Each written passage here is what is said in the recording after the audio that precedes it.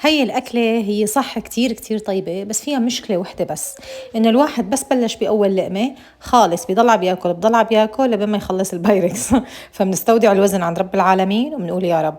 لتر من الحليب بدي احط له نص كاسة من السكر، 3 معالق كبيرة من الطحين، ومعلقتين كبار من النشا. بخفقن على البارد كتير منيح وبحطهم على النار. لا تخافوا ما رح تحسوا بطعمة الطحين نهائيا. بنحطهم على نار متوسطة، بنحرك تحريك مستمر لنشوف انه الحليب بلش يغلي والمزيج بلش يتقل. بنطفي النار، بنحط ظرف من كريم الشانتيه وبنخفقهم 3 4 دقائق. عندي هون هذا النوع من البسكويت، فيكم تستخدموا البسكويت العادي بس هذا بيعطي نكهة أطيب بكتير.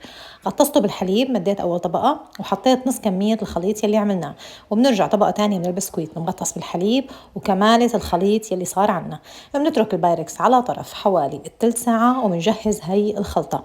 200 جرام من الشوكولا البيضاء رح ندوبها ونضيف لها 100 ملي من كريمة الطبخ أو الكريمة الحلويات السائلة.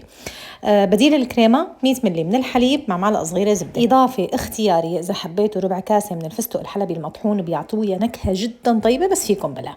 بنحطه فوق الطبقة وبتعملوا البايركس بهي الطريقة لحتى ينمد منيح، وبنحطه بالبراد تقريبا 3 ساعات. أعطوني رأيكم فيها بانتظار كومنتاتكم الحلوة، وصحة وألف هنا.